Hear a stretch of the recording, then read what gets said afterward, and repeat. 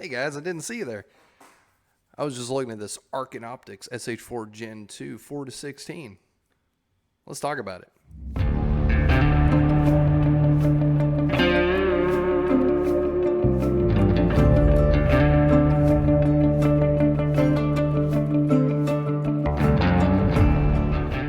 Hey guys, welcome back to the Thinking Shooter.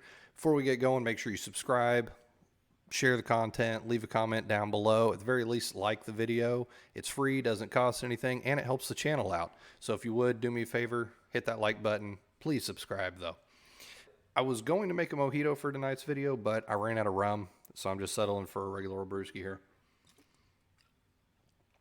All right, don't forget about the Big Tex Ordnance t-shirt giveaway. This is the last video that this is going to be running for. If you'd like to make this handsome t-shirt yours, you must be subscribed. You must like and comment on all 5 of the scope review videos that I've got up right now, and I will pick a winner 1 week from tonight's video.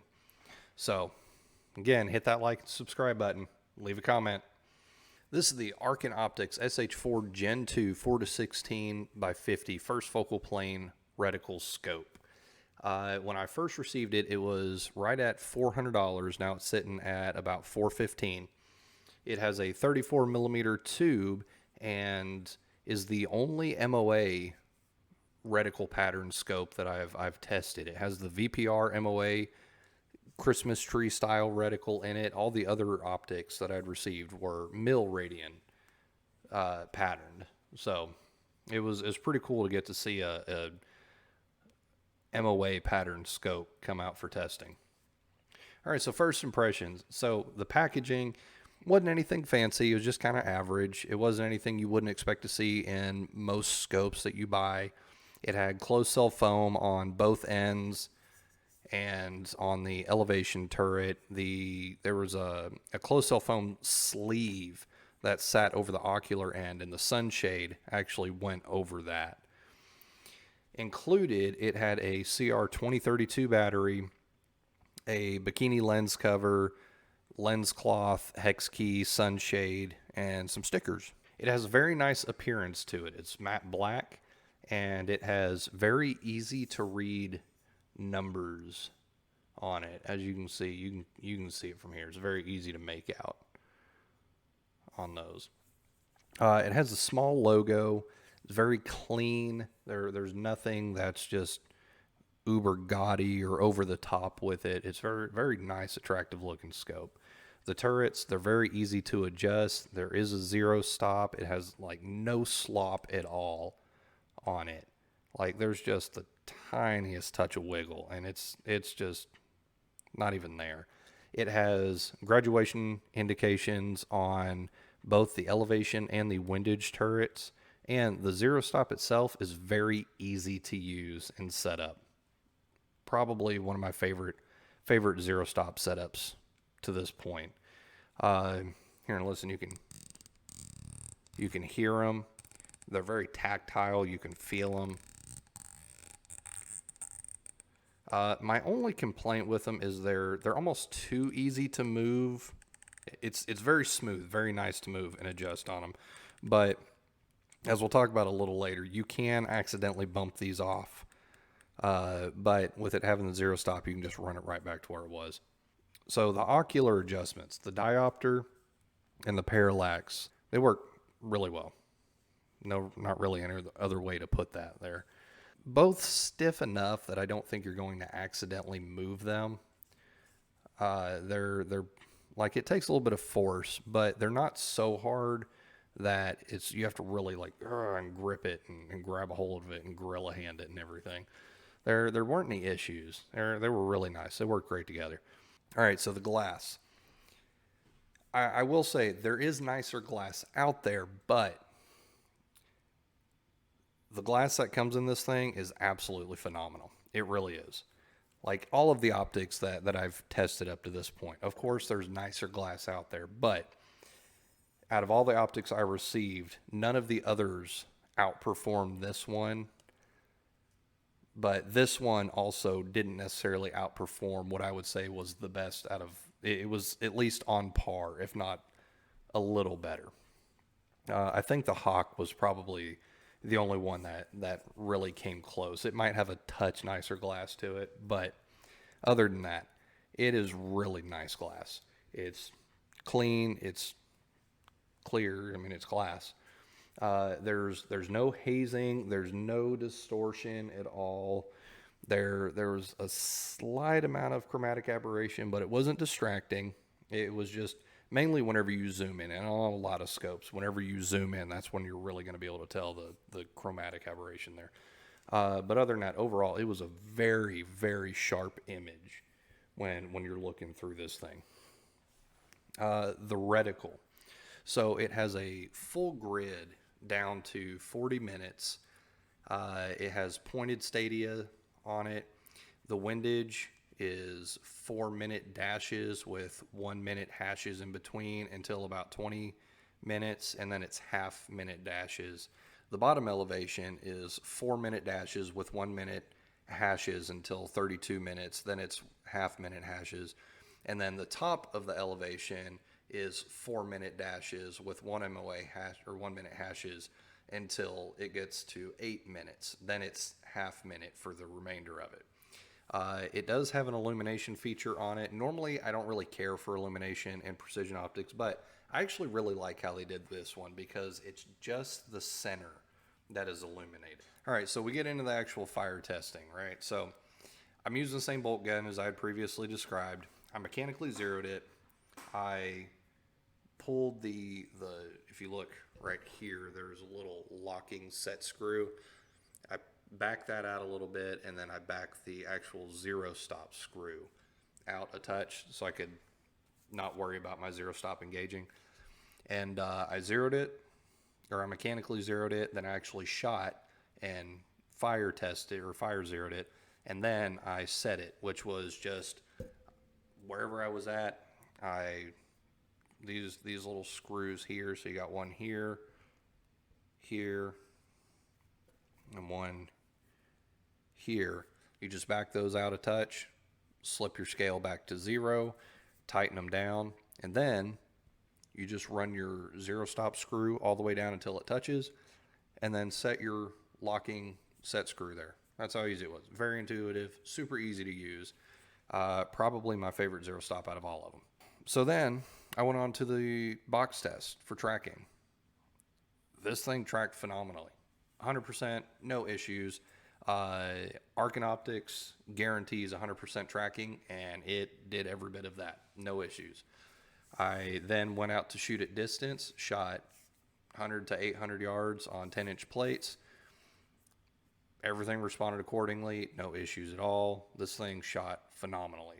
I love shooting with it. It was an absolute pleasure to shoot. Everything was great.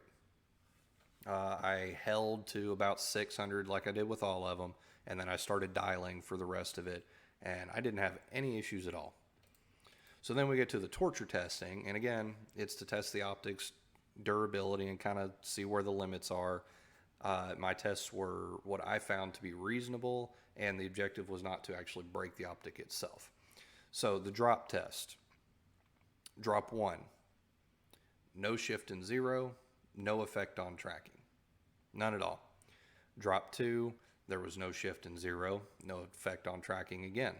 Drop 3, same thing. No shift in 0, no effect on tracking. I do want to add a note though. So the first drop was on the elevation turret. The second drop was on the windage turret. This kind of touches on what I had mentioned at the beginning, where I was talking about how the turrets are almost too easy to move, where whenever I dropped them, it didn't cause a shift in the optic. It literally, whenever it hit and landed, it caused the turret itself to move. All I did was move it back to 0. It was still centered. It tracked 100%. No issues at all there. Same thing with the windage. Whenever I dropped it, whenever it hit, it shifted the turret a little bit. All I did was move it back to 0, and everything was right on where it was supposed to be. So we get to the water. Like I said, I did with all of them was running water for 1 minute. There was no effect on tracking, no shift in 0, no water in the tube. Same thing for full submerge, no water in the tube, no effect on tracking, no shift in zero. Everything was hunky-dory up to this point. We get to the heat, put it in the oven at 170 degrees, let it sit for 10 minutes, pull it out. This thing is hot. Like it took like 10 minutes for this thing to cool down enough that I could handle it. But there was no weird gummy feeling in the turrets or in the magnification or anything. Any O-rings, they still were usable. No issues at all with that. There was no shift in zero. There was no effect on tracking at all. This thing is, up to this point, it's doing great. And I'm thinking, hey, this thing's looking really good, especially for the money. And then I got to the final test, which is the cold test, right? And put it in the freezer, let it sit for half an hour, pulled it out. Like everything else, adjustments were a little stiff. Played with it all, moved everything. After about a minute, everything loosened up where it needed to be. But there was a good little bit of fogging on the lenses. It did greatly reduce the visibility through the optic, but I could still see through it enough that if I had to shoot, I would maybe not shoot, but it wasn't bad. After about 8 minutes, it was completely gone, and out of all of this, the zero was still on. There was no effect on tracking. Everything worked 100% as expected, or as promised by Arken Optics here. All right, guys, so my final thoughts on this is it is very, very impressive. It really is. If I had to find something to complain about, I would say the biggest issue is the turrets are just they're too easy to turn. I guess if I had to pick something, they're so smooth and so nice to operate though. But the problem is whenever it did take an impact, it shifted the turret. It knocked the turret itself off. It didn't shift the internals. It knocked the turret off. But as soon as you go back to zero, you're right back on. There's no issue with it. Just move the turret back. That's literally it. If they could just tighten that up a little bit, make it a little stiffer, a little less easy to move, I guess, because I don't really know how else to say they're a little too easy to move. That's really it. It's a heavy, beefy scope. I personally don't care. That doesn't bother me. I kind of like it. I generally view most rifles that are going to have an optic of this sorts on it as a get in some kind of fixed position. It's like a static shooting gun, whether it's laying down or sitting or over some type of barricade or something. It's not really a freehand shooting rifle. And I wish that it had a throw lever. They make throw levers for their optics, or at least make some type of provision that you can put a threaded throw lever on it. Maybe some of their future optics, something like that. Other than that, this thing, it really is just absolutely phenomenal. I'm really not trying to shill for these guys. I don't have an affiliate link. They're not paying me. They're not giving me any specialness or whatever for all the nice things I'm saying. This is really how I feel. They did send me the optic. So did all the other companies that sent me an optic. I'm not getting preferential treatment from one company over another. I've tried to be very transparent and open about how my testing process is and what I've received from everybody. I have literally received an optic from all the companies I've done, and that's it. No affiliate links, no payments or promotions or whatever, all that BS.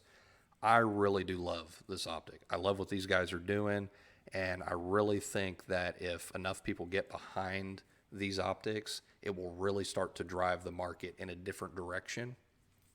I could be completely wrong.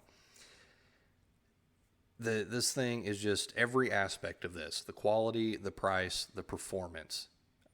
I mean, this thing is outperforming optics that cost 2 to 3 times as much as this thing does. I've gotten to play with over the past several years, probably a dozen different like really high end optics, and this thing is either hanging right there in with it or beating him. It is just really, guys, it really is awesome. And the biggest complaint is the turrets are a little too easy to move. I hate to say it, but I really foresee the price of this thing going up in the future. For the price that it's currently sitting at, it has a lifetime warranty, and it has this kind of quality and performance. And this thing is outperforming optics that are 2 to 3 times as much. Like, honestly, guys, this thing, if it was $800, hell, even $1,000, I would still recommend this optic. It is that good. It really is. And I'm not trying to, I'll get off the soapbox here. They do also, because I asked about this, they have some swag on the way if you like shirts and stickers and hats and all that good stuff, which I do. So like everybody else, I sent the review, my write-up review, and to be honest, they didn't really say a whole lot. They really liked it. They, said thank you for the feedback.